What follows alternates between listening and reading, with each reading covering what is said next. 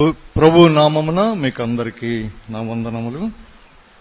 మనము ఈ దినమున నిన్న ఇవాళ సాయంత్రము అంటే ఇప్పుడు సాయంత్రము రేపు కూడా ఒకటే టాపిక్ ఏమంటే మనిషిలో నుంచి దయ్యములను ఎట్లా వెళ్ళగొట్టాలి యేసు ప్రభు నామమున. కనుక వేరే మనుషుల నుంచి అని కాకుండా నేను ఆ టాపిక్ ని ఇంకా క్లుప్తపరిచి అంటే దాన్ని కొంచెం మట్టుకు తీసుకున్నాను. ఏమనంటే క్రైస్తవునిలో ఉన్న దయ్యములు ఎవరో వెళ్ళగొట్టరు, ఆ క్రైస్తవుడే వెళ్ళగొట్టాలి. కనుక ఈ దినమున అది మనం చేద్దాము. సుమారుగా 11:30 అవుతుంది.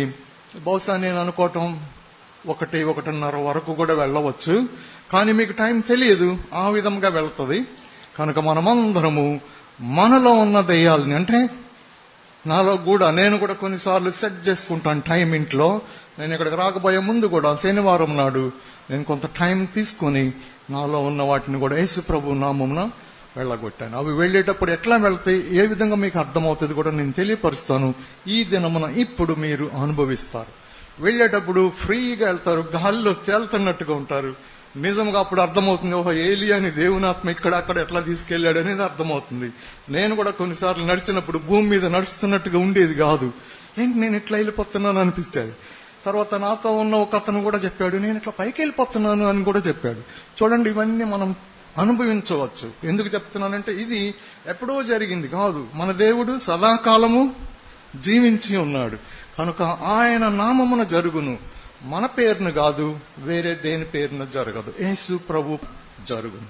కనుక సమస్త ఘనత మహిమ ఆయనకే చెంది ఉన్నవి నిత్యమునకు. 1వ యోహాను పత్రిక 4వ అధ్యాయము 4వ వచనము. చిన్న పిల్లలారా, మీరు దేవుని సంబంధులు, మీలో ఉన్నవాడు లోకంలో ఉన్నవాని కంటే గొప్పవాడు గనుక మీరు వారిని జయించి ఉన్నారు. చాలండి. ఇప్పుడు మనం అందరం కలిసి చదువుదాం. ఇది అప్పుడు మనం ఈజీగా అర్థమవుతుంది. అందరం కలిసి చదువుదాం. చిన్న పిల్లలారా,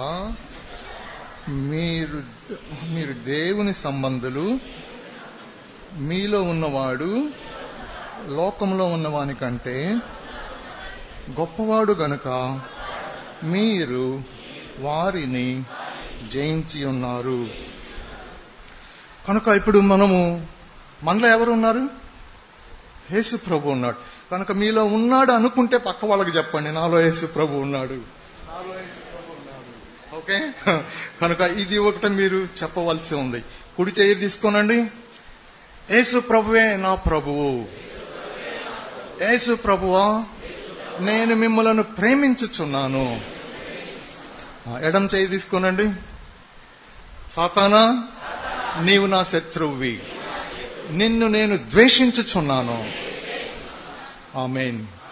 కనుక ఇది వాడికి భయం వేస్తుంది. మనం ఏదో పక్కన చెప్తున్నామని తలంచవద్దు. తండ్రి అయిన దేవుడు, కుమారుడైన యేసు ప్రభు, పరిశుద్ధాత్మ దేవుడు పరలోకం చూస్తున్నారు, తొంగి చూస్తున్నారు. అట్లాగే సాతానుడు వాని అనుచరులు చూస్తున్నారు. కనుక ఏ మనిషి అయితే దేవుని కోసం నిలబడతాడో అతడు పరలోకాన్ని, భూలోకాన్ని, నరకాన్ని కదిలిస్తాడు. ఉదాహరణ దానియేలుని పట్టుకొచ్చారు. బహుశా 14-15 సంవత్సరాలు, 16 సంవత్సరాలు అనుకోండి. అయితే 70 ఏళ్ళు అయిపోయిన తర్వాత 15 + 70 ఎంత? 85. అప్పుడు ప్రార్థన చేస్తున్నాడు, ప్రభువా యెరూషలేమును కట్టుటకు సమయం వచ్చింది, మీరు చెప్పారు కదా సమకూరుస్తారని. కనుక ఈ 70 ఏళ్ళు ఏం చేశాడు? అతడు ప్రార్థనలో ఉన్నాడు, వాక్య ధ్యానంలో ఉన్నాడు, వాక్యాన్ని తర్కిస్తున్నాడు, చూస్తున్నాడు, ఏం జరుగుతుందో చూస్తున్నాడు. యమనిచ్చలు పక్కన పెట్టాడు. కనుక రాజభోజనాన్ని కూడా పక్కన పెట్టాడు. సింపుల్ గా ఉంటున్నాడు. అంటే తప్పని కాదు, అతని డెడికేషన్ వేరేగా ఉంది. ఫ్రెండ్స్ పిలిచిన క్రికెట్ ఆడదాంరా, అది ఆడదాంరా, వెళ్ళలేదంటే నేను వెళ్ళొద్దని కాదు దాని అర్థం. కనుక 85 ఏళ్ళు, ఈ 70 ఏళ్ళు అతడు ఎట్లా ఉన్నాడు? ఒక్క మనిషి పేరు ప్రార్థన చేస్తుంటే పరలోకంలో కదిలికి వచ్చింది. దేవుడేమన్నాడు? దూతను పంపాడు. మధ్యలో ఆగిపోవటం అది వేరే విషయం, కానీ కదిలికి వచ్చింది ఎక్కడ? పరలోకంలో. సాతానికి కదిలికి వచ్చింది, భూలోకంలో కదిలికి వచ్చింది ఒక్క మనిషి. కనుక ఏ మనిషి అయితే దేవుని పట్ల నిలబడతాడో అతడు ఉన్నతమైన మెట్లో ఉంటాడు. ఏ మనిషి అయితే రక్షణ పొంది సింపుల్ గా ఉంటాడో, లోయెస్ట్ లెవెల్, అతడు సాధారణమైన చర్చ్ మెంబర్. అతడు ఎవరు? సాధారణమైన చర్చ్ మెంబర్. పండగలకు వస్తాడు, ప్రతి మీటింగ్కి వస్తాడు, చందా ఇస్తాడు, చాపలేస్తాడు, భోజనం పెడతాడు, ప్లేట్లు కడుగుతాడు. Church member, respectable church member. అతడు యుద్ధములో పెద్దగా పైకి రాలేడు. కనుక ఈ రెండిట్లో అనేక మంది మధ్యలో ఉంటాం. కనుక నా రికమెండేషన్ ఏమంటే మనం హైయెస్ట్ లెవెల్లో ఉండాలి. ఆయన వచ్చినప్పుడు కూడా మనందరం ఒక చోట ఉంటామని తలంచవద్దు. నీవు కొంచెంలో నమ్మకంగా ఉన్నావు గనుక ఎక్కువ పట్టణాలు ఇస్తున్నాను, 10 పట్టణాల మీద నీవు అధికారిగా ఉండు. రెండో వాడు వచ్చాడు, ఒక మీనా ఇచ్చావు, నేను ఇంత సంపాదించాను, ఓకే 5 పట్టణాల మీద ఉండు. చూడండి ఎట్లా ఉందో, తేడా ఉంటుంది. కనుక ఇది మనకు అర్థమైతేనే మనం పని చేయగలము, లేకపోతే పని చేయము. కనుక 100కి 100 రావాలో అతను చదివిన ఉద్దేశము, అతని ఫోకస్ వేరేగా ఉంటుంది. పర్వాలేదు, నాకు 30 వస్తే చాలు, 5 మార్కులు గ్రేస్ మార్క్ ఇస్తా అన్నాడు కొత్త చీఫ్ మినిస్టర్ వచ్చాడు అనుకుని 30 వస్తే 29.5 వస్తుంది. ఆరా ఎట్లాగొట్లా వేస్తాడు, పాస్ అవుతాడు, అది పాస్ అవుతాడు. కానీ నేను అనేది అది కాదు, మనం హైయెస్ట్ లెవెల్లో ఉండవలసి ఉంది. కనుక ఇందును బట్టి నేను మీకు కొన్ని విషయములు మనము నిన్న రాత్రి చూసాము. కనుక దయ్యములు మనుషుల్లో ఎందుకు వస్తవి? సాతానుడు అబద్ధం అనే దయ్యము, అతడు అబద్ధాన్ని వాడుకోవటానికి అతనికి నాలుక కావాలి. కనుక అతడు ఒక శరీరంలో ప్రవేశించి ఆ మనిషి యొక్క నాలుకను వాడుకొని అబద్ధాలు ఆడతాడు. అట్లాగే బూతులాడే మనిషి ఎట్లా ఆ దయ్యము అలాంటి ఒక మనిషిని చూజ్ చేసుకుని కోరుకుని అతనిలోకి వెళ్లి నోరు ధరిస్తే బూతులు, వాళ్ళు మొదటి సెంటెన్స్ బూతు మాట్లాడతారు. తత్మవి వేరు. కనుక మీరు ఇవి కొన్ని ప్రదేశాల్లో మీరు చూడవచ్చు. అట్లాగే త్రాగుడు అనే దయ్యము, వ్యభిచారం అనే దయ్యము, వాటికి శరీరము కావలసి ఉన్నది. కనుక మనిషి శరీరాన్ని ముఖ్యంగా అవి కోరుకుంటవి. మనిషి శరీరము దొరక్కపోతే కనీసం జంతువు శరీరమైనా తీసుకుంటది. కనుక మీరు ఆలోచన చేసి చూడండి, మీరు సినిమాలకు గాని విపరీతంగా వెళ్లి వచ్చిన మనిషి, లేదా వ్యభిచారపు ఫొటోస్ చూసిన మనిషి, ఆ విధంగా అతడు నిజంగా తన ఇంట్లో ఉన్నా సరే తన మైండ్ లో అలాంటివి ఉంటవి. కనుక దురాత్మ అతనిలో ఆ ఇచ్చను తీర్చుకుంటుందని గుర్తు. ఎవరిలో? క్రైస్తవుల్లో చెప్తున్నాను ఇది. వేరే మనిషి ఎట్లాగూ సాతాను సొత్తు, రక్షణ పొందిన తర్వాత మనం దేవుని సొత్తు. అయితే కొన్ని ఏరియాస్ లో, అన్ని ఏరియాస్ లో యేసు ప్రభుని ప్రభువుగా అంగీకరించకపోతే ఇబ్బంది. కనుక యేసు ప్రభుని రక్షకుడిగా అంగీకరించడం ఒకటి, ఆయనను ప్రభువుగా, ప్రభు అంటే ఏమిటి? అన్నిటికీ రాజు, ప్రభువు, ఏలువాడు, కొన్నవాడు, ఆయన ఏళ్తాడు. ఇందును బట్టి యెషయా గ్రంథములో ఒక చోట వ్రాయబడి ఉంది, వేరే ప్రభువులు మమ్మును ఏలిరి. చూడండి, వేరే ప్రభు. కోపం అనే ప్రభు వాడెంతో ప్రభుత్వం చేయడు. మీ ఇంట్లో 2 నిమిషములు ప్రభుత్వం చేస్తాడు, ఇంట్లో పింగాణి ప్లేట్లు, గ్లాస్ ప్లేట్లు అన్ని పగిలిపోతాయి, వాడు వెళ్ళిపోతాడు. ఎంతసేపు ప్రభుత్వం చేస్తాడు? 2-3 నిమిషాలు. వేరే ప్రభు కోపం. లేదా దురాత్మ, నరహత్య అనే, లేదా సూసైడ్ అనే ఆత్మ నీలోకి వచ్చి ప్రభుత్వం చేయటానికి నిన్ను ప్రేరేపిస్తుంది. నేను బ్రతికేది ఎందుకు, చస్తే చావు, చస్తే మేలు. ఇమ్మీడియట్ గా నువ్వు వాడికి బానిస అయ్యావు, వాడు నిన్ను ఈడుస్తాడు, నువ్వింట్లోంచి వెళ్ళిపోతావు. కనుక ఒకతను రక్షణ పొందిన వ్యక్తి ఒక మంచి గుంపుకి వెళ్తా ఉన్నాడు. మద్రాసులో అతను తెలుగు రాదు, కొంచెం తెలుగు వచ్చేమో. అతను నాతో ఈ విధంగా చెప్పాడు, అయ్యా నేను నా భార్యతో, నా అత్తతో జగడమాడి నా పిల్లవాడిని తీసుకుని ట్రైన్ ఎక్కి వేరే వెళ్ళిపోతున్నాను. నేను ఎందుకు వెళ్తున్నానో, ఎక్కడికి వెళ్తున్నానో తెలియట్లేదు. చూడండి, అతడు దేని చేత ఈడ్చబడినాడు? దేవుని వందనములు, అతను తిరిగి వచ్చాడు. అది వేరే విషయం, అట్లా జరగవలసిన పని లేదు. కనుక వేరే ప్రభువులు మమ్మును ఏలిరి. బహుశా 26:13 అయి ఉంటది. తర్వాత మీరు చూడండి. సరే, నా టాపిక్ అది కాదు కనుక నేను మీకు వేరే విషయములు చెప్పాలని నేను మనకి, ఎందుకంటే ఎక్కువ టైం తీసుకుంటే మళ్ళా మీకు అది ఈ దినమున మటుకు గట్టి ఫోకస్ తో నేను ఇది చేయాలని ఇంట్రెస్టెడ్ గా ఉన్నాను. సాయంత్రం రేపు కూడా దాన్ని అటు ఇటు కొంచెం ఫెరిఫరీ అటు ఇటు కలిపి నేను మీకు తెలియపరుస్తాను. కనుక మనము నిన్న చూసిన వాటిల్లో కొన్ని మళ్ళా ఇప్పుడు కొన్ని చూద్దాము. అందువల్ల మనకు అది మేలు అవుతుంది. కనుక దయ్యములు మనిషి యొక్క శరీరాన్ని ఎందుకు కోరుకుంటాయి?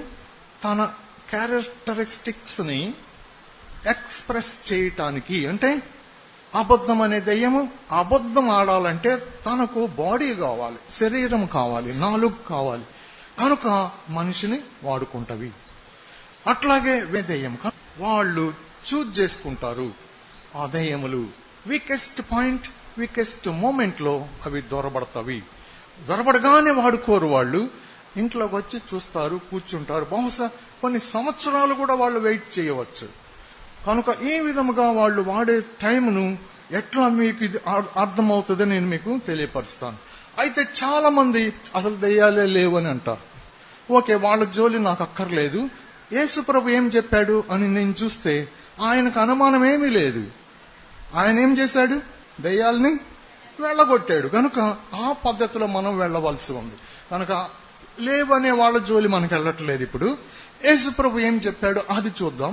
కనుక ఆయనకు అనుమానం లేదు, దయ్యాలు ఉన్నాయి. ప్లస్ ఇంకేం చేశాడు? ఆయన మనుషుల్లో నుంచి దయ్యములను వెళ్ళగొట్టాడు. దురాత్మలను, అపవిత్రాత్మలను, సాతాను ప్రభావం నుంచి ఆయన విడిపించాడు. కనుక ఈ దినమున మనం వాటిని మనం చూద్దాం. సరే, దయ్యములకు పర్సనాలిటీ ఉంటది.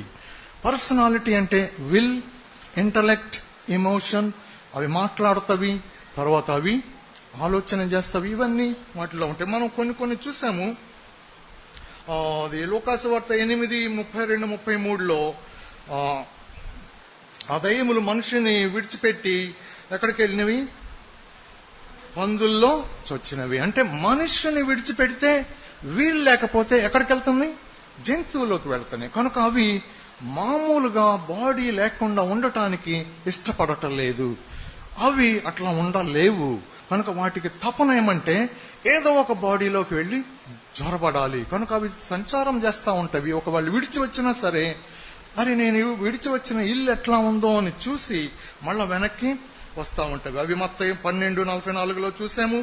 తర్వాత వాటికి ఉద్రేకము కూడా ఉంటది. ఉద్రేకము యాకోబు పత్రిక 2:19లో చూసాము. అవి వణుకుట, ఏడ్చుట, డాన్స్ వేయట, ఇవన్నీ ఉద్రేకము. కనుక ఉద్రేకం వలన కొంతవరకే ఒక మనిషి పైకి వస్తాడు. కానీ చిత్తం వలన మనిషి చాలా దూరం వెళ్తాడు. అతని గమ్యం అతని చిత్తం మీద ఆధారపడి ఉంటది. నీవు ఎప్పుడైతే డిసైడ్ చేస్తావో, నీ చిత్తాన్ని ఉపయోగిస్తావో, కనుక మారు మనసు కూడా చిత్తములో జరగాలి, ఉద్దేశంలో కాదు. కనుక అది వేరే టాపిక్. కనుక నేను మీకు జస్ట్ మీకు అర్థం అవటం కొరకు నేను మటుకు అక్కడ చెప్తున్నాను. కనుక చిత్తం అది. వాటికి ఇంటలెక్ట్, తెలివి లేదా జ్ఞానం ఉంటది. నీవు నజరేయుడవైనా, యేసు ప్రభుడవు, దేవుని పరిశుద్ధ కుమారుడవు అని అవి నీవు దేవుని పరిశుద్ధుడవు అని ఆ దెయ్యములు కేకలు వేసినవి. అవి మార్కు సువార్త 1వ అధ్యాయములో. అయితే మార్కు సువార్త 8వ అధ్యాయంలో మనం చూసాము. నిన్న 1వ అధ్యాయం ముందు రాస్తారు, 8వ అధ్యాయం తర్వాత రాస్తారు. అందువల్లనే దాని నెంబర్ 8 అయింది. అక్కడ వచ్చేటప్పటికి శిష్యులకి అప్పుడు అర్థమైంది నీవు దేవుని కుమారుడు అని. దయ్యములకు ఎప్పుడు అర్థమైంది? సుమారుగా ఈ గ్యాప్ మోర్ దాన్ 1 year. కనుక 1 year యేసు ప్రభుతో ఉన్నారు. వీళ్ళు ఉన్నారు, తిన్నారు, త్రాగుతున్నారు, అద్భుతాలు చూస్తున్నారు, మంచి ప్రసంగాలు వింటున్నారు. ఈయన దేవుని కుమారుడని అర్థం అవటం సుమారుగా 1 year తర్వాత అర్థమైంది. దయ్యములకు ఎప్పుడు అర్థమైంది? ఇమ్మీడియట్ గా అర్థమైంది. చూడండి వాటికి ఎంత ఇంటలెక్ట్ ఉందో. కనుక ఇది అర్థం చేసుకోవలసిన విషయము. తర్వాత ఇంకొకటి, అవి వాటి సంగతి వాటికి తెలుసును. వాళ్ళు ఎవరు అనేది వాళ్ళకి తెలుసును. వాళ్ళ గమ్యం వాళ్ళకి తెలుసును. అపవాదికిని వాని దూతలకును సిద్ధపరచబడింది ఏమిటి? నరకము. వాళ్ళకు దేవుడు నరకాన్ని సిద్ధపరిచాడు, మనుషులకు కాదు. కానీ వాళ్ళు ఏం చేస్తున్నారంటే ఎంతమందిని మేము నరకానికి తీసుకుని వెళ్లాలో వాళ్ళు ప్రయత్నం చేస్తున్నారు. కనుక మనకి ఇది ఛాలెంజ్. మనం ఏం చేయాలి? యేసు ప్రభు చేసిన సిలువ కార్యాన్ని బట్టి ఎంతమందిని మనం యేసు ప్రభు ద్వారా మోక్షంలోకి చేర్పించాలో అదే మన ఘనత. మీరే కదా నా మహిమ అని పౌలు వేరే చోట రాస్తాడు. కనుక మన మహిమ అది అయి ఉన్నది. ఎంతమంది మనుషులను మనం యేసు ప్రభు ద్వారా, అనగా ఆయన సిలువ కార్యము వ్యర్థపరచబడకూడదు, ఆయన సిలువ రక్తము వృధా పోకూడదు. సపోజ్ ఒక ఇంట్లో ఒక అతను 10,000 రూపాయలు జీతం తెచ్చుకుంటున్నాడు. 10,000 రూపాయల్లో 9,999 రూపాయలు తాగేశాడు. 1 రూపాయి భార్యకి ఇచ్చాడు. మటన్ తెచ్చుకుని వండు, నేను తాగుతానని. వాళ్ళు ఏమంటారు? దార పోసాడు, అంత బురదలో పోసేశాడు అంటారా లేదా? కనుక యేసు ప్రభు రక్తం అట్లా వృధా పోకూడదు. ఎవరి మీద ఈ బాధ్యత ఉంది? ఈ సువార్త లోకమందంతటా ప్రచురింపబడును, అప్పుడు అంతము వచ్చును. కనుక నీ మీద నా మీద ఈ బాధ్యత ఉన్నది. కనుక అప్పుడు అంతం వచ్చును. ఎలాంటి బాధ్యత అంటే ఇది, మనము ఈ విధముగా ఆయన రక్తము వృధా పోకూడదు. అని ఆయన ఇంత విలువ చేసి మనల్ని ప్రేమించాడు. కనుక ఇది వృధా పోకూడదు అని నిర్ణయించుకున్న మనిషి జీవించే విధానం వేరు.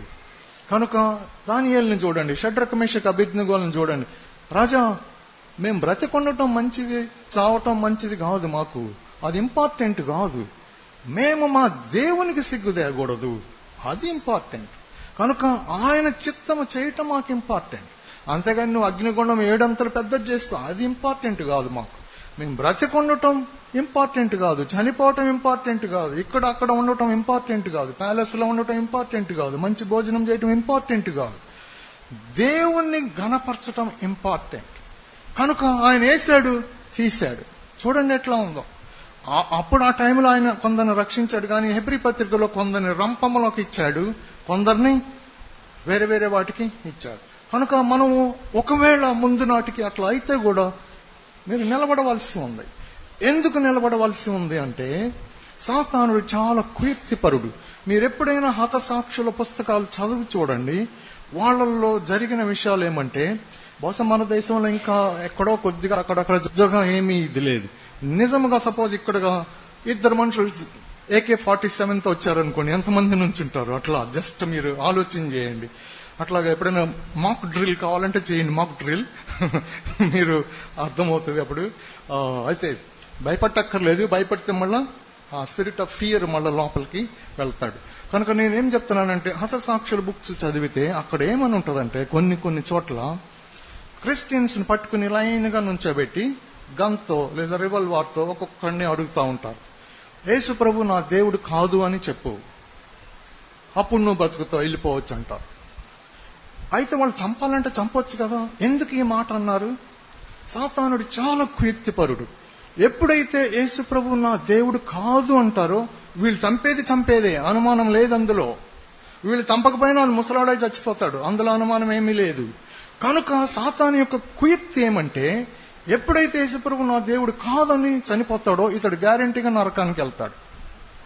ఎప్పుడైతే యేసు ప్రభు నా దేవుడు కాదంటాడో, తండ్రి అతన్ని ఒప్పుకోడు. మనుషులు ఎదుట నన్ను ఒప్పుకుంటే పరలోకములో నేను నా తండ్రి ఎదుట మిమ్మలను ఒప్పుకుంటాను. కనుక ఆ వాడికి తెలిసిన బైబిల్ జ్ఞానం చాలా మంది క్రైస్తవులకు తెలియదు.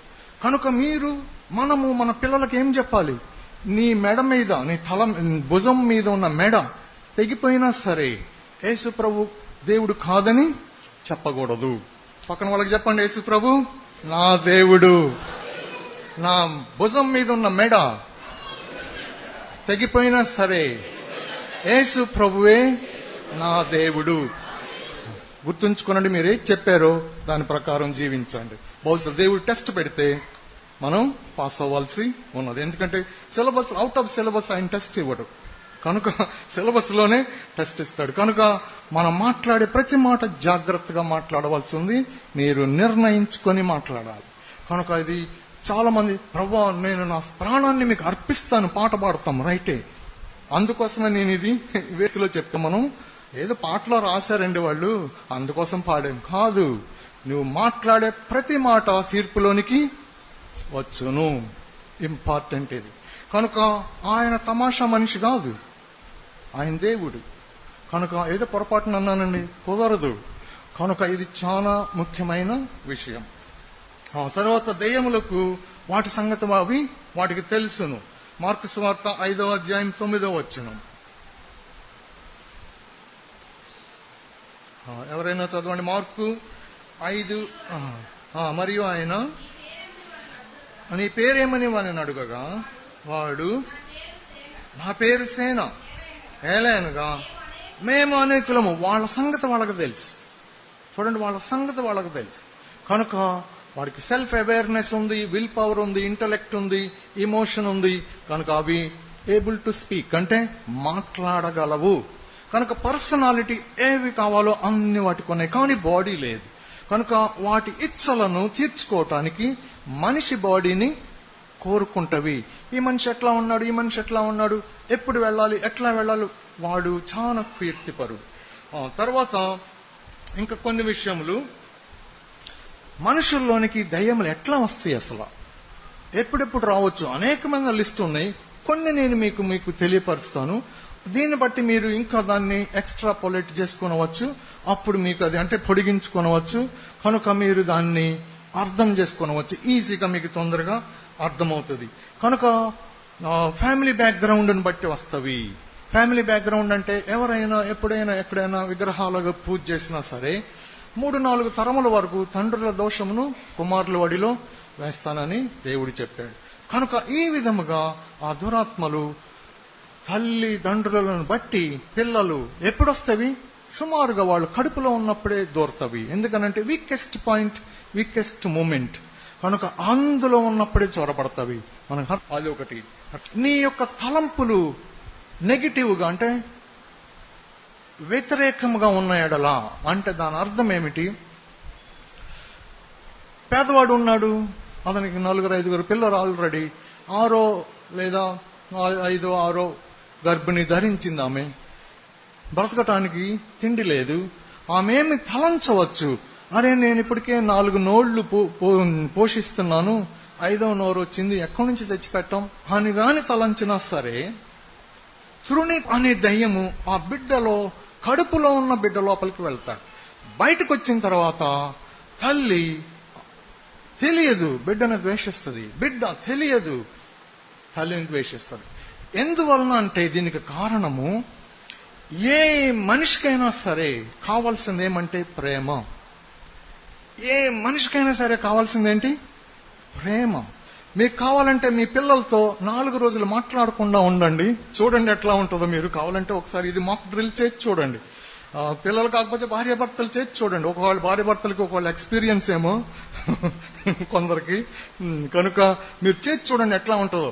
ఒకళ్ళు ఏం చెప్పారంటే, భార్యాభర్తలు అట్లా కొట్లాడుకున్నారు, ఆమె పనేంటి అన్నం వండాలి, ఈయన పనేంటి తిని ఆఫీస్కి వెళ్లి మళ్ళా డబ్బులు సంపాదించాలి కదా.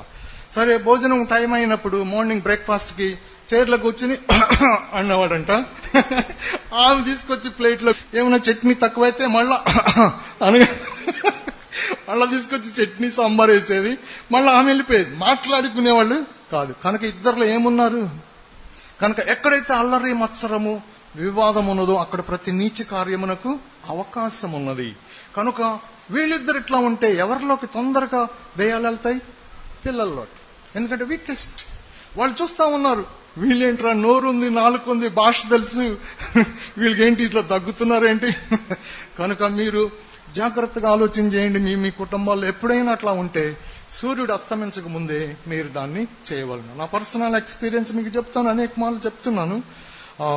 ప్రతిదినము మేము 4 భార్యాభర్తలం, 2 పిల్లలు. మేము జనరల్ గా ప్రతిదినం పడుకునే ముందు ఒక పని మట్టు గ్యారంటీగా చేస్తాం. ఏమనంటే ఒకళ్ళనొకళ్ళు మేము మా తప్పులు ఒప్పుకుంటాం. దానివలన మేలు. ఒక దినమున మేము పడుకున్నాం, బహుశా ఆ రోజు అట్లా ఒప్పుకోలేదేమో, పడుకున్నాం. మధ్యరాత్రుల్లో బహుశా 1-2 గంటలకి పిల్లవాడు లేచి, చిన్నవాడు అప్పుడు లేచి, మమ్మీ నన్ను క్షమించు అన్నాడు. ఎట్లా? అప్పుడు సరే నేను క్షమించేశాను. ఎందుకని? మమ్మీ మీద వాడు కోప్పడ్డాడు. ఎందుకో మరి తెలియదు, చాలా కాలం అయింది, ఇప్పుడు సరిగ్గా గుర్తులేదు.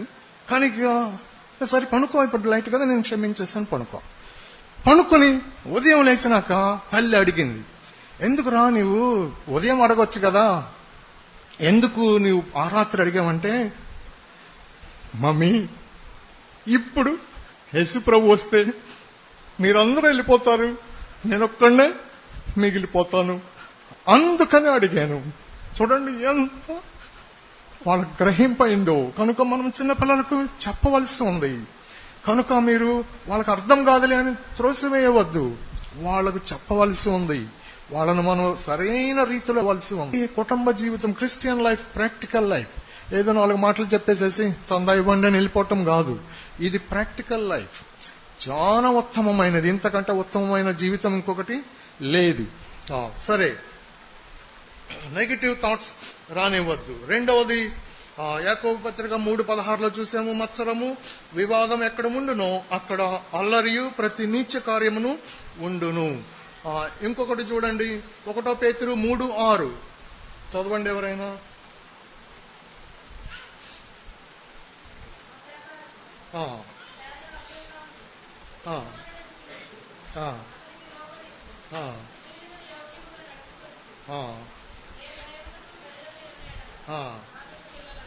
చూడండి, అక్కడ వ్రాయబడిన మనకు కావాల్సిన మాట ఏమంటే, ఏ భయమునకు బెదరక. మీరు టీవీ చూస్తున్నారు, టీవీలో బ్రేకింగ్ న్యూస్ వస్తుంది. ఏం చూస్తారు? బస్ బ్లోన్ అప్, బస్సు పేలిపోయింది, బాంబు పెట్టారు అందులో. న్యూస్ లో నువ్వు ఇంట్లో కూర్చొని చూస్తున్నావు, నువ్వు హాయిగా సోఫాలో టీ తాగుతా చూస్తున్నావు. కానీ భయం అనే దయ్యమును బెదిరేవంటే లోపలికి వస్తాడు. జరిగింది ఎక్కడో వేరే దేశంలో, చూస్తున్న నీవు వేరే దేశంలో ఎక్కడో కంఫర్టబుల్ గా ఉన్నావు. కానీ నువ్వు బెదిరేవంటే నీ లోపలికి ఏమొస్తుంది? ట్రైన్ యాక్సిడెంట్, నువ్వు బెదిరేవంటే వస్తుంది. కనుక అట్లాంటి చోట్ల నీవు ఏం చేయవలసింది? బెదరక ఉంటేనే నీవు సారా యొక్క. కనుక ఎందుకని లేడీస్ కి ముఖ్యంగా రాస్తారు? వీక్ వెస్సల్ అనమాట. కనుక ఈ విధంగా మీరు కొన్ని అట్లా ఎగ్జాంపుల్స్ మీకు తెలియపరుస్తాను. అట్లాగే యాక్సిడెంట్స్ జరిగినా సరే అట్లా ఆ విధముగా అవి తెలియపరచబడతా ఉంటవి. అట్లాగే జాబ్ లో ఒక మనిషి పైకి రాలేకపోవచ్చు. తన కొలీగ్స్ అందరూ, జనరల్ గా ఇవి కాలనీస్ లో జరుగుతాయి. కాలనీస్ లో అందరూ ఒకే కంపెనీ వాళ్ళు ఉంటారు, అందరూ పక్కన ఉంటారు. అందరూ ఆఫీసులకు వెళ్ళాక ఆడవాళ్ళు మీ వారేంటి, ఓహో ఈ స్టేటస్ అని వాళ్ళ లోపల వేరే వేరే ఫీలింగ్స్ ఉండవచ్చు. అందరికి ప్రమోషన్ వచ్చాక రాలేదు మీదగా ఉంటది. తెలుసో తెలియకో అన్వాంటెడ్ రిమార్క్ భర్త మీద విసురుతుంది. నువ్వేం పని చేయవుగా, అందుకే నీకు రాలా ప్రమోషన్. అరే, ఇమ్మీడియట్ గా డిస్కరేజ్మెంట్ అనే స్పిరిట్ వాళ్ళ మధ్య పనిచేస్తుంది, పిల్లల్లోకి వెళ్తారు. కనుక నీ నోటిని జాగ్రత్తగా కాపాడుకోవలసి ఉంది. మనం పిల్లలను చూసి 2-3 పిల్లలు ఉంటారు, చూడు తమ్ముడికి ఎంత 100కి 100 వస్తున్నాయి, నువ్వు ఇంత పెద్దోడయ్యావు, నీకేం జ్ఞానం లేదు, నీకేం చదువు రాలేదు. తల్లిదండ్రులు తెలుసో తెలియకో అన్వాంటెడ్ రిమార్క్, అనవసరమైనటువంటి ఒక మాటను అట్లా విసురుతారు. మాట అనేది చాలా బరువైనది, శక్తివంతమైనది. వెలుగు కమ్మనగానే వెలుగు వచ్చింది, లాజరు బయటికి రానగానే లాజరు బయటకు వచ్చాడు, ఇతనిలోంచి దెయ్యం పోనగానే పోయినది. కనుక మాటలో చాలా శక్తి ఉన్నది. ఇందును బట్టి ఏ దేవుడు మాటగా వచ్చాడు, ఆ మాటనే మనిషికి ఇచ్చాడు. కనుక జంతువులు మాట్లాడవు, మనుషులు మాట్లాడతారు. కనుక మనకు అలాంటి పోలిక ఆయన పోలికలో మనం చేశాడు. గుర్తుపెట్టుకునండి, మనం ఆయన పోలికలో ఉన్నాం. కనుక నోటిని ఎవరైతే నాలుకను కంట్రోల్ చేసుకుంటారో అతడు ధన్యుడు అని యాకోబు రాశాడు. అతన్ని కూడా అందులో ఇముడ్చుకున్నాడు. తర్వాత మీరు చూడవచ్చు. సరే, ఎక్కువ మనకు టైం లేదు కనుక నేను కొంచెం క్లుప్తంగా చెప్తా ఉన్నాను. నెక్స్ట్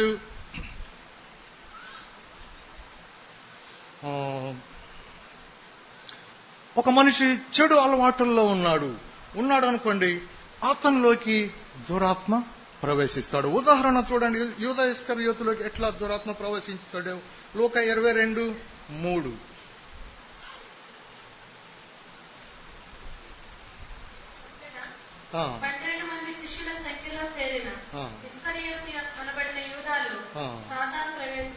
చూడండి, సాతాను ప్రవేశించను. ఎందుకు చదివించానంటే ఇది జాగ్రత్తగా మీరు ఈ విషయాన్ని వేరే రీతిగా ఆలోచన చేస్తే మీకు తొందరగా అర్థమవుతుంది.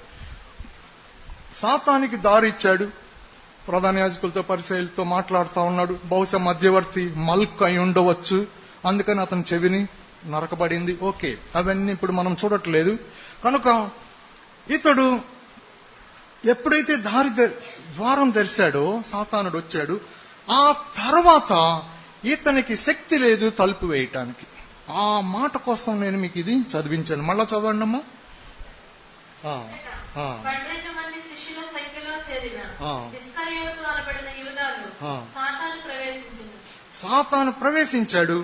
వాడిని బయటికి దోలి తలుపు వేసే శక్తి ఇక అతనికి లేదు. కనుక మీరు చాలా జాగ్రత్తగా, మీరంటే అందరం, అది నేను జనరల్ గా మీరు అంటున్నాను కానీ మనం అందరం, కనుక మనమందరము ఈ విషయంలో జాగ్రత్తగా ఉండవలసి ఉంది. కనుక మీరు కొంత టైం తీసుకునవలసి ఉంది. ఎగ్జామ్ వస్తుంది, ప్రిపేర్ ఎట్లా అవుతారు? ఆడతా పాడుతా వెళ్ళడు. అతడు రన్నింగ్ రేస్ 100 మీటర్స్ డాష్ వెళ్తున్నాడు. ఫోన్ కాల్ వస్తే అటెండ్ అవుతాడా? సూట్ బూట్ వేసుకుని పరిగెత్తుతాడా? మినిమం డ్రెస్ తో పరిగెత్తుతాడు. కనుక ఈ లోకంలో మనం యాత్రికులము. యాత్రికులంటే ఆ రోజుకి ఆ రోజు ఉంటే చాలు. కనుక మనం ఏదో కూడబెట్టుకోవాలని కాదు, ఇక్కడ ఇది మనది కాదు. కనుక అబ్రహామును చూడండి, అతన్ని పోలి మనము నడవలసి ఉంది. కనుక ఈ విధముగా యేసు ప్రభును స్తుతించుట ఎంతో ఎంతో మంచిది. యేసు ప్రభును స్తుతించుట ఎంతో ఎంతో మంచిది. మంచిది ఎందుకంటే ఒక్కొక్కసారి ట్రైన్ వెళ్తుంది, అది కూడా జరగాలి కదా. ఓకే, నెక్స్ట్ ఒక అతని దగ్గరికి, దేవుని దాసుని దగ్గరికి వచ్చింది, ప్రార్థన చేయండి అని. అతను ప్రార్థన చేయగానే దయ్యము బయటకు వచ్చింది. బయటకు రాగానే దయ్యం మాట్లాడుతుంది. ఈమెలోంచి నువ్వు పోవాలి అంటే నేను పోను అన్నట్లుగా మాట్లాడుతుంది. అసలు ఎప్పుడు వచ్చావు ఈమెలో కంటే? ఈమె నన్ను రమ్మని ఆహ్వానించిందా? ఎప్పుడు అని అడగగానే ఆ దయ్యం ఏమని చెప్పిందంటే, ఈమె పలానా సెక్సీ మూవీకి వెళ్ళింది, అక్కడ నన్ను రమ్మనంది, నేను లోపలికి వచ్చాను. సరే, తర్వాత ఆమె చేత ఒప్పించిన తర్వాత ఆ దయ్యం వెళ్లిపోయింది యేసు ప్రభు నామమున. చూడండి, మీరు కూడా చిన్నప్పుడు తెలుసో తెలియకో సినిమాలకు వెళ్ళి ఉంటారు. నేను ఇంతవరకు సినిమా హాల్లోకి వెళ్ళలేదు, అయితే నాలోకి దయ్యాలు లేవని కాదు, అనేకమైన వాటిని నేను పారద్రోలాను. అయితే నేను చెప్పేదేమంటే, నీవు ఇప్పుడు సినిమాలే కాదు, internet, Facebook, phonography, even cell phones లో కూడా మనుషులు ఎట్లా ఉన్నారు, అసలు వాల్ పోస్టులు కూడా రోడ్డు మీద ఎట్లా అంటిస్తున్నారు చూడండి. అంటే చూడొద్దు అంటే గమనించండి అని, అట్లా చూడండి అంటే వెళ్ళి ఆయన చెప్పారు అట్లా కాదు నేను అనేది. జాగ్రత్తగా ఉండవలసిందని హెచ్చరికతో చెప్తున్నాను. కనుక ఈ విధంగా అవి లోపలికి రావటానికి ఒక్కసారి చాలు. నీ మనసు, నీ కనులను వాటికి అప్పగిస్తే అసలు వాడు దోసుకుని వస్తాడు తలుపు నెట్టుకుని. ఇంకా నువ్వు తలుపు తెరిచి అప్పుడే 1,00,000 రూపాయలతో నక్లీస్ కొనుక్కొచ్చి తలుపు తెరిచి కిటికీలు తెరిచి లైట్ వేసి లైట్ కింద నక్లీస్ పెట్టి నిద్రపోతున్నావు. రాత్రి 12 గంటలకి దొంగోడు వచ్చి తీసుకెళ్ళమనా కాదా? కనుక వాడేమంటాడు, నన్ను రమ్మంది ఈమె, తీసుకెళ్ళమంది, తీసుకెళ్తాడు. వెళ్తా లేస్తుందేమోనని తల మీద కొట్టు కూడా పోతాడు, ఇంకా లేవని కూడా లేవదామె. అట్లాగా ఉండొచ్చు. కనుక మనం ఏం చేయాలి? జాగ్రత్తగా మనము సర్వాంగ కవచాన్ని వేసుకొని ప్రతి దినము జీవించవలసి ఉంది. మనం సైనికులము. సైనికుడు ఎప్పుడు కూడా వెనక భాగానికి ఏం కవర్ ఉండదు, ఫ్రంట్ భాగానికి మట్టుకే కవర్ ఉంటుంది. మీరు చదివితే ఎఫెసీ పత్రికలో అర్థమవుతుంది. కనుక మీరు ఈ విషయాల్ని జ్ఞాపకం ఉంచుకొని వెళ్దాం. Next point. అందువల్ల సాతానుడు లీగల్ ఎక్స్పర్ట్ అంటే రమ్మన్నావు, వాడు టెరిటరీకి వెళ్ళావు కనుక వాడు వస్తాడు, అదనమాట. కనుక వాడిని వెళ్ళగొట్టవలసింది యేసు ప్రభు నామమున. అట్లాగే కొన్నిసార్లు మనము ఏం చేస్తాం, ఆలోచన చేసి అంటే ప్రీ మెడిటేట్ చేసి ఒక విషయాన్ని అబద్ధముగా చెప్తాం. అంటే అవతల మనిషికి అర్థం కాకుండా ఆలోచన చేసి దీన్ని ఎట్లా మెలికి పెట్టాలి. ఉదాహరణ చూడండి, జ్వరం వచ్చింది, మందు రాశాడు డాక్టరు, సెక్రోసిన్ సిరప్ కానీ ఏదైనా, చిన్నపిల్లలు అనుకోండి. మందు ఎప్పుడు కూడా చేదుగా ఉంటది. అయితే దాన్ని పిల్లలకి ఇష్టముగా ఏం చేస్తారు, స్వీట్ గా మారుస్తారు. కనుక అది కోటింగ్ వేసి ఇయ్యబడింది. కనుక నిజాన్ని కొంచెం కోటింగ్ వేసి ఇస్తే అది అబద్ధము. కనుక మీరు మనము జాగ్రత్తగా ఉండవలసి ఉంది. మన మాటలు అవునంటే అవును, కాదంటే కాదు. కనుక మనము కోటింగ్ వేసి ఆ మాటను చెప్పకూడదు. ఎంత మినిమంగా క్లుప్తంగా చెప్పాలో అంతవరకే. తస్మే మనకు అనవసరం. మన ప్రభుతో ఎల్లప్పుడూ ఉండటానికి మనము సాయశక్తిలా ప్రయత్నం చేయవలసి ఉన్నది. అట్లాగే ఎప్పుడు కూడా మీరు దెయ్యము మీకు కనిపించిన ప్రార్థన చేసినప్పుడైనా నాలోకి వస్తావా అని ఎన్నడూ అడగొద్దు. ఎందువలనంటే అది మంచి పద్ధతి కాదు. అయితే మీరు అనొచ్చు, పలానా భక్తుడు అన్నాడు కదా అని. నిజంగా దీని రూట్ గర్వము, అనుమానం ఏమీ లేదు. యేసు ప్రభు నామమున నీకు నాలో స్థలము లేదు, అంతవరకు చెప్పవలసి ఉంది. నువ్వెప్పుడైతే అట్లా మాట్లాడావో వాడు ఛాన్స్ చూసుకుంటాడు.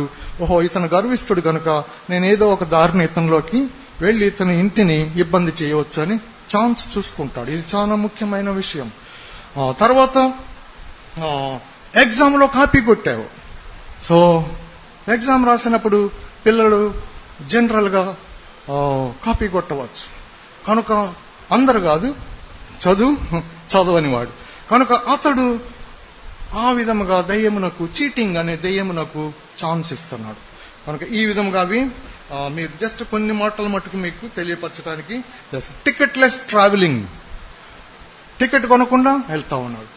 ఒక చోట బండి ఎక్కాము, అమ్ముని పంపించడానికి కొద్ది మంది వచ్చారు. వస్తే ఆ ఊర్లో మా దగ్గర టికెట్ ఉంది, ఆ ఊర్లో వాళ్ళ ఊరు వాళ్ళు కదా వాళ్ళు. నేను చెప్పాను ప్లాట్ఫామ్ టికెట్ తీసుకో అన్నాను. పర్వాలేదు అన్నయ్య గారు, మా ఊరేంటి, గవర్నమెంట్ సొమ్ము ఇది, దొంగోడు వయ్యా, వెళ్ళి టికెట్ తీసుకో అంటే అప్పుడు వెళ్ళి బయటికి వెళ్ళి తెచ్చుకున్నాడు. ఏమవుదండి, ఇట్లాగా కొంతమంది అట్లా చేసినప్పుడు నేను కూడా మద్రాసు వెళ్ళి 100 రూపీస్ ఇచ్చి 20 టికెట్లు తీసుకుని దాన్ని చించి పడవేశాను. ఎందుకనంటే వాళ్ళకి తెలియదు. కనుక మీరు చీటింగ్ చేయవద్దు, దొంగలు మీరు, మనము. కనుక ఈ విధంగా దాన్ని క్లియర్ చేసుకుంటా ఉండవలసి ఉంది. ఎక్కడ కొంచెం మచ్చ ఉన్నా సరే వాడికి చాలు, వాడు లీగల్ ఎక్స్పర్ట్. కనుక కోర్టులో వాడితో వాదించలేవు నీవు. యేసు ప్రభు నామం. అందుకనే మనకు అడ్వకేట్ ఎవరు? యేసు ప్రభు. మనము నిలబడలేము వాడి ముందు, గుర్తుంచుకోనండి. మన నీతి మురిగుడ్డలు, వాడే ఇట్లా చేశాడు, నిలబడలేము.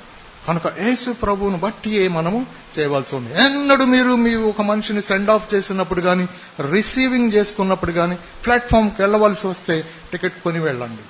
ఇది దొంగతనము. లేకపోతే నెక్స్ట్ ఒకవేళ చేస్తుంటే లెక్క కట్టి ఇచ్చేసేయండి, చించేసేయండి. ఓకే. నెక్స్ట్ ఇంకొకటి, ఒక్కొక్కసారి కొంతమందికి అలాంటి బుద్ధి మరి ఎందుకు ఉంటుందో తెలియదు, సాతాను వలననే. షాపులకు వెళ్తారు, కొన్ని షాప్స్ లో మనుషులు ఉండరు, మనమే తీసుకుని కౌంటర్ దగ్గరికి వెళ్ళి బిల్ పే చేసేయాలి. కానీ సర్వైలెన్స్ కెమెరా ఉంటది, వాళ్ళు చూస్తూనే ఉంటారు. ఒక్కొక్కసారి వాళ్ళు కూడా మిస్ అవ్వచ్చు, ఎందుకంటే వెళ్ళిపోయిన నాకు ఏం తెలుస్తుంది. కనుక కొందరు చాక్లెట్స్ ఏవో జేబులో పెట్టుకోవచ్చు, ఎందుకంటే బుట్టలో వేసుకోరు, జేబులో వేసుకోరు. మరి అది షాప్ లిఫ్టింగ్. కనుక అది కూడా దొంగతనం. ఒకవేళ తెలియక పిల్లలు కూడా ఎవరైనా చేయవచ్చు. కనుక మనం కేర్ఫుల్ గా ఉండవలసి ఉంది, అంటే జాగ్రత్తగా ఉండవలసి ఉంది. వీటన్నిటిని బట్టి దురాత్మలు మనిషిలోనికి వస్తాడు. అట్లాగే చాలా విషయములు అనేకమంది ఉన్నాయి, మీకు జస్ట్ గుర్తు చేయడానికి మట్టుకే తెలియపరచండి.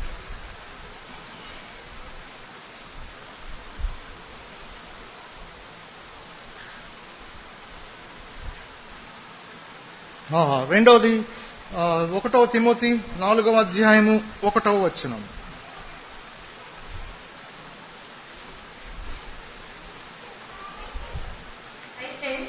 కడవరి దినములలో కొందరు అబద్ధికుల వేషధారణ వలన మోసపరచు ఆత్మలయందును దయ్యముల బోధయందును లక్ష్యముంచి విశ్వాస భ్రష్టులగుదురని ఆత్మ తేటగా చెప్పుచున్నాడు. విశ్వాస భ్రష్టులు అంటే దీని అర్థం ఏమంటే దే డిపార్ట్ ఫ్రమ్ ఫెయిత్.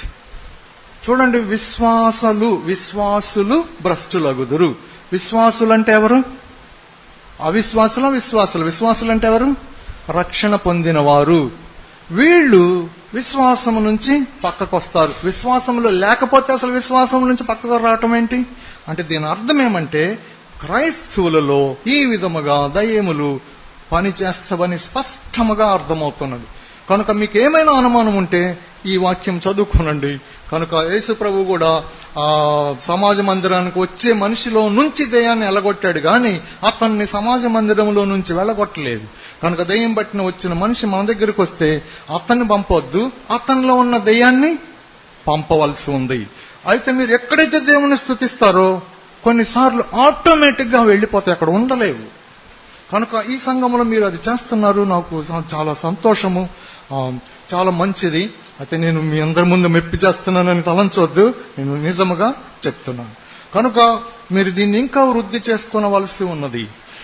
కనుక అది ఒక వార్నింగ్. కనుక ఇది ఏమనంటే దీంట్లో విశ్వాస భ్రష్టులగుదురు. మళ్ళా చదవండి అమ్మా అది. కడవరి దినములు అంటే మన దినములు. చూడండి, మోసపరచు ఆత్మ. సాతానికి ఏం పేరు? సర్వలోకమును మోసపరచు. వేరే చోట రాయబడి ఉంది. కనుక సాతాను యొక్క ఆధ్వర్యములో సాతాను రాజు, వాడి కింద దయ్యములు, అపవిత్రాత్మలు, పడిపోయిన దురాత్మలు, ఇంకా కింద ఉన్నవి, లో లెవెల్లో ఉన్నవి దయ్యములు, ఇవి మోసపరచు. కనుక ఇక్కడ కూడా అథారిటీ ఉంటది. పైన వాడు అథారిటీ ఇస్తాడు, కింద కింద కింద కిందకి వస్తాయి. అవి వాటిష్టము కాదు, నిజంగా సాతానుడు ఏం చెప్తున్నాడు అట్లా చేస్తాయి. కనుక మీరు రక్షణ పొందిన వాళ్ళని, అందులో నుంచి బయటకు వచ్చిన వాళ్ళు చెప్పిన మాటలు ఏమంటే, వాడు ఒక 8 పాయింట్లు ఇచ్చాడంట సాతానుడు వీళ్ళకి, అంటే ఆ గ్రూప్ కి. ఆ గ్రూప్ వాళ్ళు ఏం చేస్తారు? కూర్చొని ప్రేయర్ చేస్తారు. ఎక్కడ? ఇది బహుశా లాస్ ఏంజల్స్, అమెరికాలో ఆమె అక్కడి నుంచి రక్షణ పొందిన మనిషి చెప్పిన మాట ఇది. వాళ్ళు ఫస్ట్ పాయింట్ ఏమనంటే, సంఘములో ప్రార్థనను చెడగొట్టండి, పాటలు పాడనియండి, చందా వేయనియండి, బయటికి వెళ్ళి సువార్త చెప్పనివ్వండి, కానీ ప్రార్థనకు మట్టుకు కూడుకోనివ్వద్దు. కూడుకుంటే నిద్రపోచ్చండి, లేదా వేరే వేరే మాటల్లో వాళ్ళని చెడగొట్టండి అని వాళ్ళు ఒక ఇంట్లో కూర్చొని ప్రార్థన చేస్తారు. సాతానికి, దేవునికి కాదు. కనుక సాతానికి ఎప్పుడైతే పర్మిషన్ ఇవ్వము, నువ్వు చెయ్యి అని వీళ్ళు అనుమతిస్తున్నారో, వాడు ఈ లోకంలో పనిచేస్తాడు. అట్లాగే దేవునికి కూడా మనం పర్మిషన్ ఇవ్వవలసి ఉంది. మన పర్మిషన్ లేకుండా, మనిషి పర్మిషన్ లేకుండా భూమి మీద ఏం జరగదు. ఎందుకనంటే మనము వీరిని మన పోలికలో చేద్దాము, వీరు భూమిని ఏలుదురు. భూమిని ఏలేవారు మనము. కనుక దేవుడు కూడా మనిషిగా రావాల్సి వచ్చింది. రెండోసారి కూడా అట్లాగనే వస్తాడు. కనుక సాతానుడు కూడా వాడు బలమైన వాడు, కనుక మనుషులను చీల్చలేడు. కానీ మనిషి పర్మిషన్ కావాలి. అందుకనే అంత్యక్రీస్తుని మనిషిని తీసుకోబోతున్నాడు. కనుక ఆల్రెడీ అనేక మంది అంత్యక్రీస్తులు ఉన్నారు. అయితే బలమైన వాడు ఇంకా రావాల్సి ఉంది. బహుశా వాడు పుట్టేవాడేమో, అవన్నీ సరే వేరే విషయాలు అవి. కనుక మనకు టాపిక్ లో మీకు ఇంతవరకు మట్టుగా దీన్ని మనం తీసుకుందాం. కనుక మనిషి పర్మిషన్ అవసరము. కనుక మనం ఏం చేయాలంటే, ప్రభువుని కూడుకొనుటలో, ప్రార్థన చేయటంలో, ప్రభువా ఈ ఊరిని రక్షించు, ఈ సంఘముని పరిశుద్ధతలో పెంచు. కనుక మీరు చూడండి, చాలా మంది వస్తారు. ప్రార్థనకి ఎంతమంది వస్తారని ఏ సంఘములైనా ఆ సంఘ నాయకుడిని అడగండి, చూడండి ఎట్లా ఉంటుందో. అది ప్రార్థన కూడికకు, ముఖ్యంగా ఉపవాస ప్రార్థన కూడికకు ఎంతమంది వస్తారో అదే స్ట్రెంగ్త్. అంతేగాని ఈస్టర్ పండుగ రోజు వచ్చారండి, భలే చీరలు కట్టుకొచ్చారు, భలే టై కట్టుకొచ్చారు, మంచిది. కూర్చుంటే సెంటు వాసన పక్కన, మంచిది, నేను కాదనట్లేదు, శుభ్రంగా ఉండాలి, మంచిది. కానీ ప్రార్థనకు రానివాడు సాతానుడు. కనుక వాడు ఫస్ట్ అజెండాలో ఫస్ట్ పాయింట్ ఏమంటే, ప్రార్థనను విరగొట్టండి సంఘములో. కనుక మనం ప్రార్థనను పెంచవలసి ఉంది. కనుక మనము అది నేర్చుకున్న ఎడల ఈ ప్రార్థన ఫోకస్కి వెళ్ళి వాడిని డిస్టర్బ్ చేస్తుంది. దానికి ఉదాహరణ దానియేలు ప్రార్థన చేయగానే ఏమైంది? పరలోకము, నరకము, భూలోకంలో గందరగోళం మొదలైంది. పరలోకంలో ఆర్డర్లీనెస్ ఉంటుంది, అయితే నరకంలో గందరగోళం మొదలైంది. కనుక ఈ విధముగా మనం దీన్ని అర్థం చేసుకోవలసి ఉంది. ఇంకొకటి చూడండి, మత్తయి సువార్త 18వ అధ్యాయం 34, 35.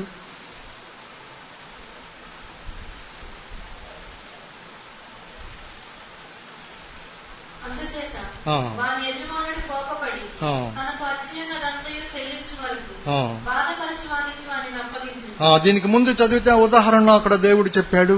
ఒక అతను చాలా అప్పులో ఉన్నాడు, ఒక అతనికి వేరే అతను ఈ అప్పులో ఉన్న వానికి కొంచెం అప్పే ఉన్నాడు.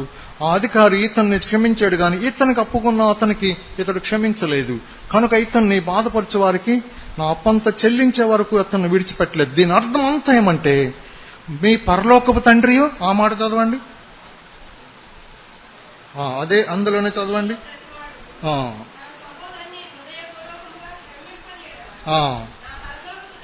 పరలోకపు తండ్రి ఆ ప్రకారమే మిమ్ములను బాధపరుచు వారికి అప్పగించును. అంత సింపుల్ ఇది. కనుక క్రైస్తవులు ఎందుకు బాధపడతారు? వేరే వాళ్ళని క్షమించరు. ఎందుకని? నా పాపాలు అన్ని క్షమించేశాడు యేసు ప్రభు, వాళ్ళు నన్ను ఏదో చిన్న మాట అన్నారు. అక్కడ ఉదాహరణ కూడా రాస్తుంది, చాలా చాలా పైసలు మీరు లెక్క పెడితే ఒకటి కోట్లలో ఉంది, ఇంకొకటికి చిన్న కొంచెం వాల్యూలోనే ఉంది. మీరు ఇంటికి వెళ్ళి దాన్ని చదవండి. కనుక మనము ప్రతి మనిషిని క్షమించవలసి ఉంది. లేకపోతే దురాత్మలు దేవుడే పంపిస్తాడు. దేవుడే పంపిస్తే ఇంకెవరికి ప్రార్థన చేస్తావు? ఎవరికి ప్రార్థన చేయలేవు. కనుక క్షమించవలసి ఉన్నది. కనుక ఈ విధంగా అనేకమైన విషయములు, ఇంకా మీ ఇంట్లో ఏమైనా వస్తువులు, విగ్రహాలకు సంబంధించిన వస్తువులు ఏమైనా మీరు ఒకవేళ చేసి ఉండి పొరపాటున వచ్చి ఉంటే దానిని తీసివేయవలసి ఉంది. నేను ఒక్కొక్కసారి స్వీట్ షాప్కి వెళ్ళి స్వీట్స్ తెచ్చినప్పుడు దాని మీద వేరే వేరే బొమ్మలు ఉంటాయి. డబ్బులు పెట్టి కొన్నాము కనుక స్వీట్ తీసుకుని దానిని సంచిని చించివేసి పడేస్తాం. ఎందుకని ఎప్పుడైతే ఛాన్స్ ఉందో వాటి రావటానికి వీలుంది. చాలా మంది షో పీసులు తెచ్చుకుని ఇంట్లో పెడతారు, కానీ తెలియదు. ఒక క్రైస్తవురాలు ఆమె ఈజిప్ట్ వెళ్ళింది. ఈజిప్ట్ వెళ్లి అక్కడ ఫరో బొమ్మ తెచ్చుకుని ఇంట్లో పెట్టుకుంది. ఫరో బొమ్మ మీద ఏముంటది? సర్పం ఉంటది. చూడండి, ఈమె క్రైస్తవురాలు కనుక అజ్ఞానం వలన క్రైస్తవులు చెరపట్టబడి బాధింపబడుతున్నారు. కనుక నా జనులు చెరపట్టబడి ఉన్నారు. నా జనులు రక్తం ఇచ్చి కొన్న నా జనులు. కనుక ఈ విధంగా మీరు వాటిని మీరు చూడవచ్చు. కనుక క్రైస్తవులకి ఈ విధముగా తెలియకపోవటం వలన అవి వస్తున్నాయి. సరే, ఇవి కొన్ని పాయింట్స్ మనుషుల్లోకి దెయ్యములు ఎట్లా వెళ్తాయి. ఇప్పుడు దెయ్యములను ఎట్లా వెళ్ళగొట్టాలనే దానికి నేను మీకు 9 స్టెప్స్ చెప్తాను. ఒక స్టెప్ తర్వాత ఒక స్టెప్. మనం 9వ స్టెప్ లో దెయ్యాన్ని వెళ్ళగొడదాం. అయితే పక్క వాళ్ళను కాదు, ఎవరిలో ఉన్న వాళ్ళు చేయవలసి ఉంది. ఇది జరుగుతుంది. యేసు ప్రభు నామమున మీకు మీరే చూస్తారు. కనుక ఇప్పుడు నేను మీకు 9 స్టెప్స్ అవి చెప్తాను.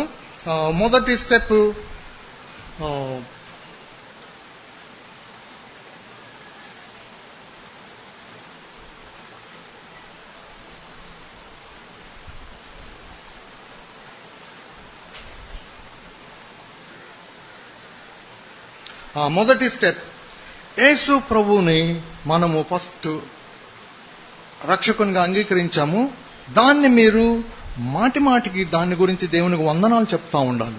కనుక దాన్ని ఎఫర్మ్ అంటే మనం అంగీకరించిన మాట నిజమే, దాన్ని మీరు మర్చిపోకుండా ఉండేలాగా దానిని యేసు ప్రభు నా దేవుడు అని మనము చెప్తా ఉండాలి. కనుక దానికి నేను మీకు ఒక్కొక్క దానికి నేను కొన్ని రాసి పెట్టాను. అంటే వేరే నేను నేర్చుకున్నది. కనుక అది నేను మీకు తెలియపరుస్తాను. కనుక నేను చెప్పిన ఈ మాటలను మీరు నాతో పాటు చెప్పండి. యేసు ప్రభువా, మీరు దేవుని కుమారుడనియు మీరు ఒక్కరే దేవుని వద్దకు మార్గమని నేను విశ్వసించుచున్నాను. నా పాపమును దాని శిక్ష అంతటిని మీరు సిలువలో భరించి నా స్థానములో మీరు సిలువ మరణం పొంది సమాధి చేయబడి 3వ దినమున మరణమును గెలిచి లేచినారు. ఇప్పుడు నిత్యము జీవించుచునే ఉన్నారు. ప్రభువా, నేను పాపిని, మీరు పాపుల రక్షకుడు. పాపినైన నన్ను కనికరించి క్షమించండి. మిమ్ములను నా ప్రభువుగా, నా రక్షకునిగా ఇష్టపూర్తిగా ప్రేమించి అంగీకరించి నా హృదయములోనికి రమ్మని ఆహ్వానించుచున్నాను. ఈ సెంటెన్స్ మళ్ళా చెప్దాం. మిమ్ములను నా ప్రభువుగా, నా రక్షకునిగా ఇష్టపూర్తిగా ప్రేమించి అంగీకరించి హృదయములో రమ్మని ఆహ్వానించుచున్నాను. వచ్చినందుకు మీకు నా వందనములు. ప్రభువా, నన్ను క్షమించి నాకు నిత్య జీవం ఇచ్చినందుకు మీకు నా వందనములు. ప్రభువా, మీకు నా వందనములు. రెండవది ఏమనంటే, రెండవ విషయము, మనలను మనము తగ్గించుకొనవలసి ఉన్నది. దేవుడు ఎప్పుడు మనల్ని తగ్గించడు. కనుక ఎప్పుడు కూడా ప్రభువా నన్ను విధేయునుగా చెయ్యి, నన్ను దీనునిగా చెయ్యి అట్లా ప్రార్థన చేయకూడదు. అది బైబిల్ ప్రకారంగా తప్పు. కనుక మిమ్మల్ని మీరు తగ్గించుకోనండి. అప్పుడు తన యొక్క టైం ప్రకారంగా ఆయన మిమ్మల్ని పైకి లేవనెత్తుతాడు. మనల్ని మనం తగ్గించుకోవలసి ఉన్నది కనుక మనము మన చిత్తానుసారంగా మనల్ని మనము తగ్గించుకోవలసి ఉన్నది కనుక దానికి కూడా నేను ఒక చిన్న ప్రేయర్ మనము చేద్దాం. ప్రభువా, నా గర్వమును, నా మత స్వనీతిని మరియు మీ నుండి కాక నాకు కలిగే ప్రతి గొప్పతనమును నేను అణగద్రొక్కుచున్నాను. నన్ను కనికరించండి అని మీతో చెప్పుటకు నా యొద్ద ఏ అర్హత లేదు. మీరు నా స్థానములో సిలువలో మరణించుటను బట్టియే నేను మీ యొద్దకు రాగలుగుచున్నాను. మీ కృపా కనికరములను బట్టి మీకు నా వందనములు ప్రభువా. కనుక ఈ విధముగా దీన్ని మనము చేయవలసి ఉన్నది. కనుక మనము ఎప్పుడైతే తగ్గించుకుంటామో ఆయన దీన మనసులైన వారి యొద్దకు వస్తాడు. ఇందును బట్టి ఆయన మోషేను అంతగా పైకి లేవనెత్తాడు. ఎందుకని? భూమి అంతటి మీద, ఒక్క ఇశ్రాయేలీల్లో కాదు, సర్వ భూమి మీద ఇలాంటి సాతు ఈ దినము వరకు కూడా మోషేతో ఈక్వల్ గా ఉన్న లీడర్ లేడు. జనాంగము కాని జనాంగాన్ని లక్షల కొలది 40 సంవత్సరాలు ఎక్కడి నుంచి పోషించాడు? దేవుని ఇంటి నుంచి పోషించాడు. బహుశా దేవుని ఏటీఎం కార్డు వాడుకుని ఉంటాడు. ఎందుకంటే అతనికి తెలుసు పిన్ నెంబర్. యేసు ప్రభు కూడా ఈ లోకంలోకి వచ్చినప్పుడు తండ్రి ఏటీఎం కార్డు తెచ్చుకుని ఉంటాడు.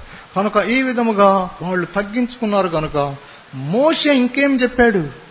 నాలాంటి ప్రవక్తను దేవుడు మీకు పంపిస్తాడు.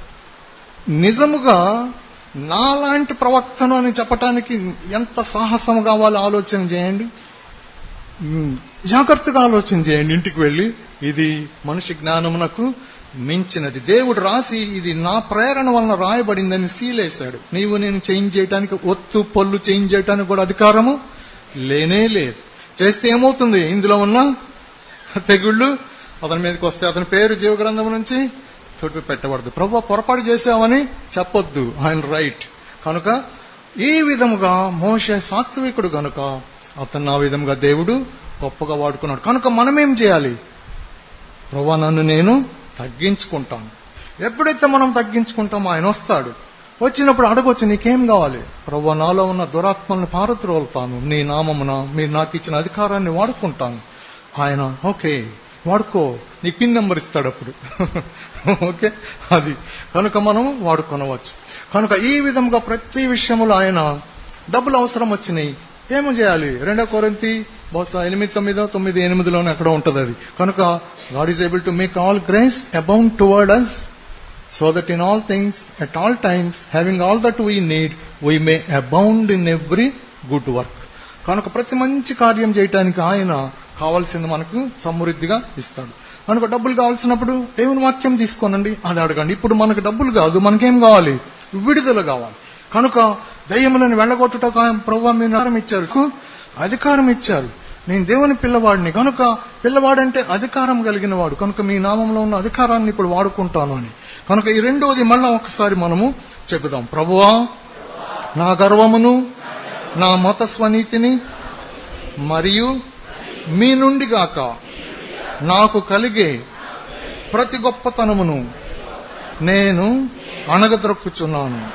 నన్ను కనికరించండి అని మీతో చెప్పుటకు నా యొద్ద ఏ అర్హత లేదు. చూడండి ఈ మాట జాగ్రత్తగా ఒకసారి. ప్రభువా నన్ను కనికరించండి అని చెప్పటానికి కూడా అర్హత లేదు మనకి. జాగ్రత్తగా ఆలోచిస్తే ఇది అర్థమవుతుంది.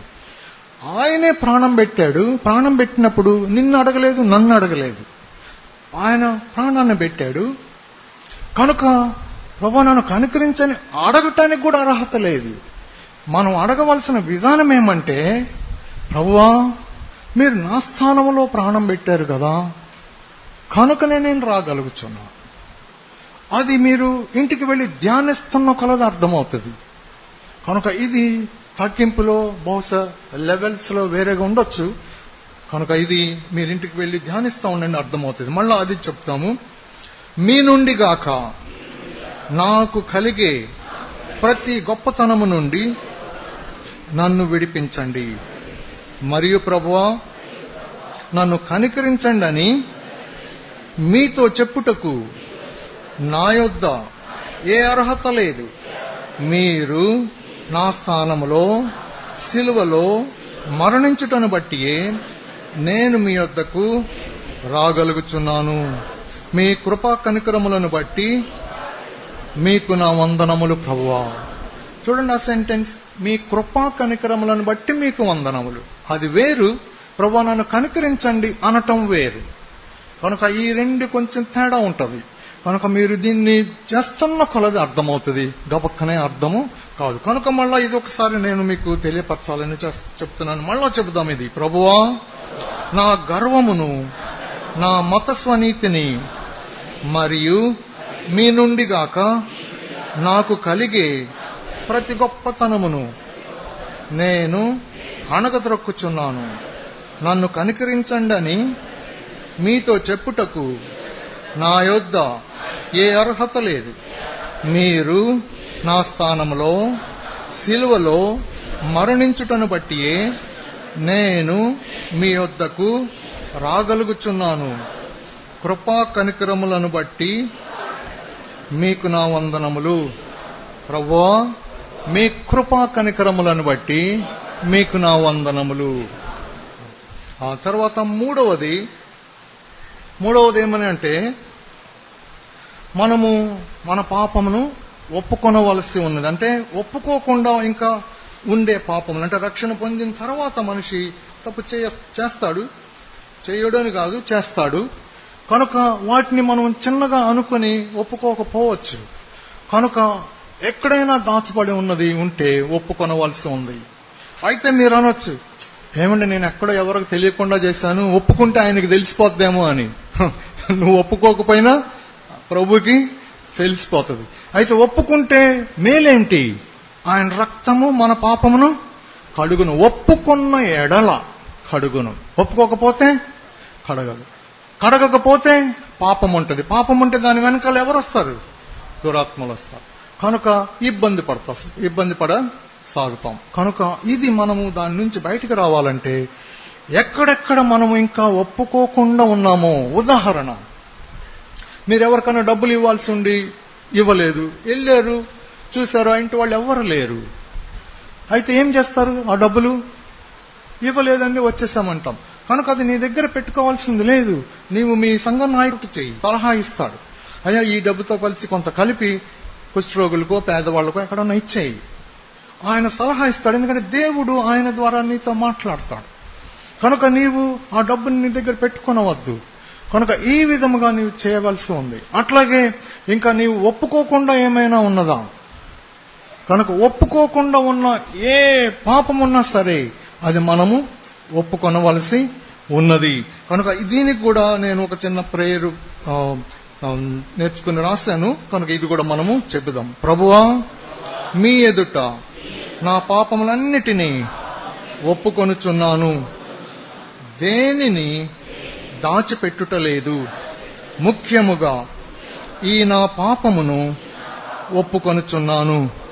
కనుక ముఖ్యముగా అంటే నా పాపం వేరు, మీ పాపం వేరు.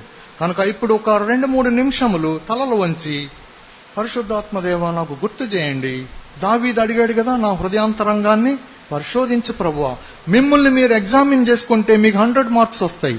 కానీ దేవుణ్ణి అడగండి, ఆయన పరిశోధిస్తే ఆయన ఎక్కడైతే వేలు పెడతాడో అక్కడ మురుకున్నట్టు ఆయన తెలియపరుస్తాడు.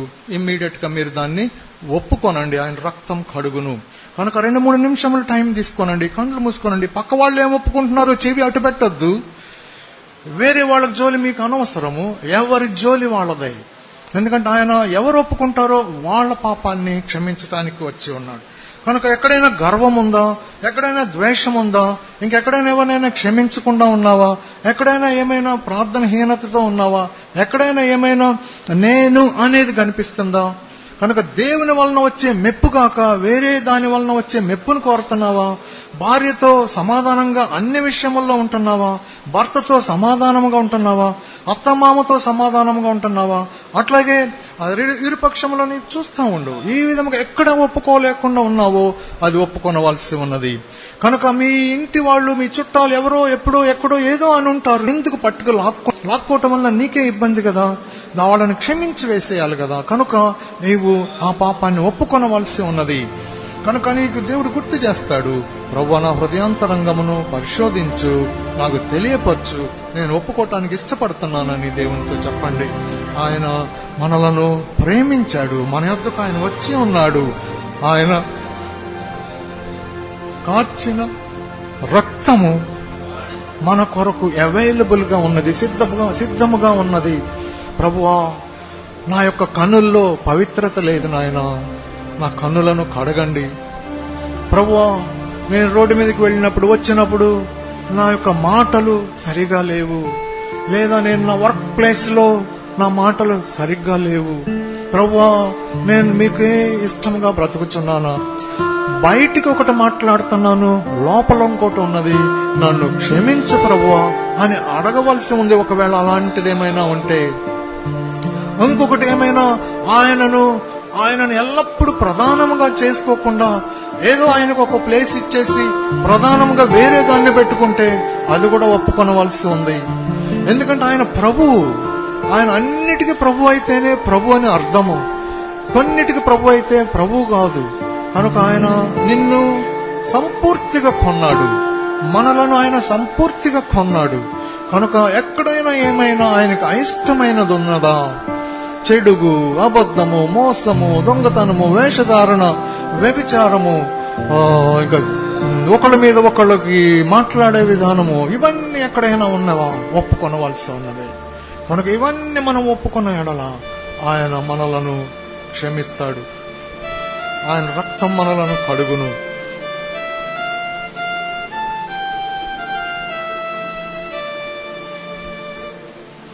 కనుక ఆయన దయగలిగిన తండ్రి మనల్ని క్షమించడానికి వచ్చి ఉన్నాడు. మన పాపాన్ని మనం ఒప్పుకుంటే ఆయన మనల్ని కనికరిస్తున్నాడు. మన పాపమంతటిని తుడిచివేయటానికి మట్టుకే కదా ఆయన రక్తం కార్చాడు. మనం ఏమైనా యోగ్యులమా? కాదు. ప్రభువా మా యొద్ద ఏ యోగ్యత లేదు, మీ వద్దకు వచ్చి ఉన్నాము, మీరు మమ్మలను కడగండి నాయన, నేను నా పాపమును ఒప్పుకొంచున్నానని ఆ పాపం పేరు చెప్పు.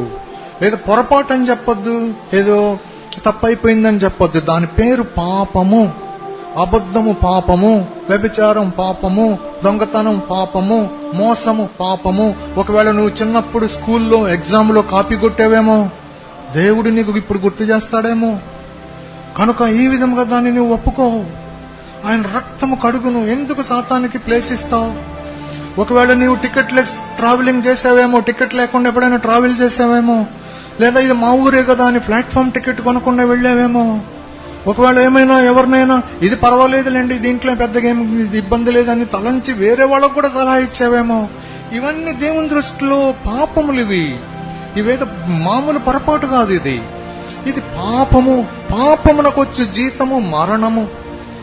కనుక ఆయన నా మరణాన్ని అనుభవించినాడు. కనుక నీవు జాగ్రత్తగా ఆలోచన చెయ్యి. ఒకవేళ తల్లిదండ్రులను తృణీకరించినవేమో, ఇంకా వేరే నీ పొరుగు వాడిని తృణీకరించినవేమో, నీకు 4-5 పిల్లలు ఉంటే ఒకడు సరిగ్గా చదవకపోతే అతన్ని నువ్వు ద్వేషిస్తున్నావేమో, అనరాని అనవసరమైన కామెంట్ ను నీవు నీ భర్త మీద విసురుతున్నావేమో. ఏంటి ఇది, ఈ కుటుంబం ఇట్లా ఉంది, నీ పెళ్లి అయిన దగ్గర నుంచి ఇట్లాగే ఉన్నామని నీవు అనవసరమైన కామెంట్ నీవు నోటితో అనకపోయినా మనస్సులో ఒకవేళ తలంచావేమో. కనుక నీవు ఈ దేవుని ఒప్పుకొనవలసి ఉంది, దేవుని వద్ద ఒప్పుకొనవలసి ఉంది. కనుక ఆయన క్షమించడానికి రెడీగా ఉన్నాడు. ఎవరైతే అడుగుతారో వాళ్ళకి ఆయన విడుదల ఇవ్వటానికి రెడీగా ఉన్నాడు. ఆయన పరిశుద్ధుడు, నమ్మదగిన దేవుడు, నీతిమంతుడైన దేవుడు, యథార్థవంతుడైన దేవుడు. కనుక ఆయన నువ్వు ఒప్పుకోకపోయినా ఆయనకు తెలుసు. నువ్వు ఒప్పుకుంటే నీకు మేలేమంటే నీ పాపాన్ని ఆయన తుడిచివేస్తాడు. పాపము లేనివానిగా, పాపము చేయలేదు అన్నట్టుగా, పాపము ఎరుగవు అన్నట్టుగా నిన్ను అక్షయతలోనికి తీసుకుని వెళ్లాలని ఆయన చూస్తా ఉన్నాడు. కనుక ఈ విషయాన్ని మనం గమనార్హముగా ఉంచుకొనవలసి ఉంది. కనుక మీరు ఎవరికి వాళ్ళే దేవునితో చెప్పండి, ప్రభువా ఇంకా నాలో ఏమైనా ఉన్నదా గుర్తు చేయండి ప్రభువా, నేను ఒప్పుకోవటానికి సిద్ధంగా ఉన్నాను.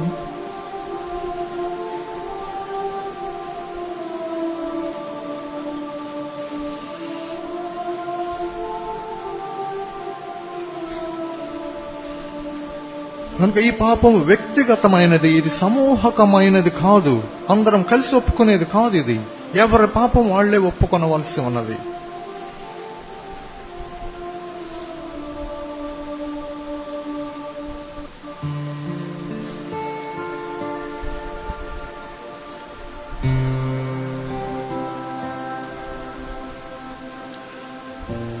నీ మనసులకు దేవుడు ఏదైనా గుర్తుకొస్తే నెట్టివేయవద్దు సుమా.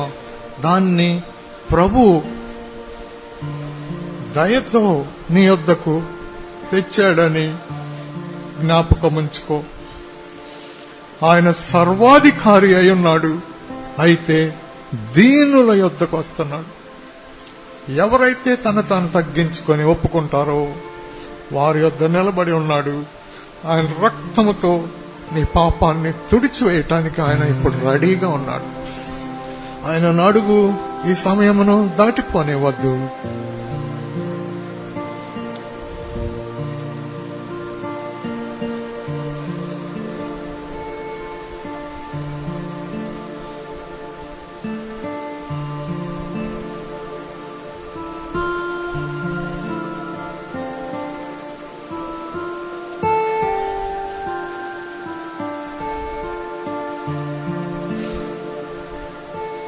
ప్రభువా, ఈ నా పాపమును మీ ఎదుట ఒప్పుకొనుచున్నాను. నా పాపమును తమతో చెప్పండి, మీకు మీరే చెప్పండి. కనుక మీకు అది మేలు, ఎవరికి వాళ్ళు చేయవలసి ఉన్నది. ప్రభువా, ఈ నా పాపం బహుశా 20-30 ఏళ్ల సంవత్సరముల క్రితం అవ్వచ్చు. నేను ఒక దినమున ఆ విధంగా పరీక్ష చేసుకుంటా ఉంటే సుమారుగా 30 సంవత్సరముల క్రితము పాపము నాకు దేవుడు జ్ఞాపకం చేసినాడు. దానిని నేను ఒప్పుకుంటుని ఆ ప్రభు ఆయన దయతో నన్ను క్షమించినాడు. ఆయన రక్తముతో నా పాపమును తుడిచివేసినాడు. ఎంత ధన్యత! కనుక ఆయన మనలను ప్రేమిస్తున్నాడమ్మా. ఆయన మనలను దయగా చూస్తున్నాడు.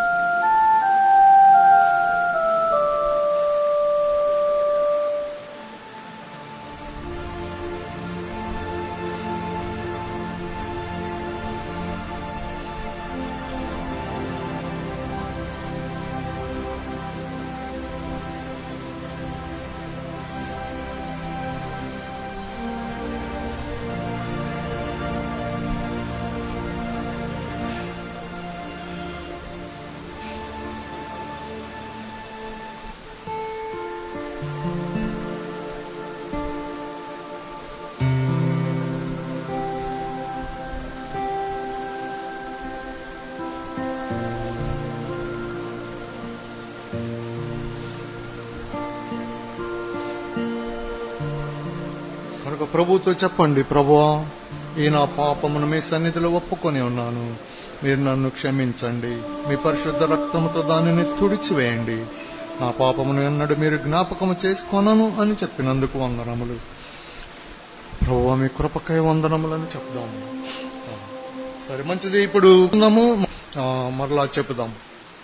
ప్రభువా, మీ ఎదుట నా పాపములన్నింటినీ ఒప్పుకొనుచున్నాను. దేనిని దాచిపెట్టుటలేదు.